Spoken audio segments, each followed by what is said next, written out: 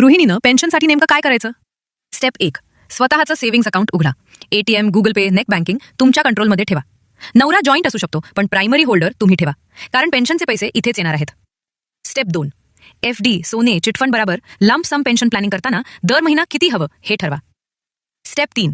Post ऑफिसमध्ये monthly income plus RD अशा प्रकारे थोडा थोडा पैसा जमा करा. लो कॉस्ट, वय 18 ते 70 महिन्याला अगदी 500 रुपयापासून सुरुवात करा. सरकार रेग्युलेट करते, हे बहुतेक गृहिणींना माहीत नसतं. म्युच्युअल फंड SIP 15 ते 20 वर्षात स्ट्रॉंग रिटायरमेंट फंड तयार होतो, फक्त लॉंग टर्मसाठी. स्टेप 4. अमाऊंट किती गुंतवायचा?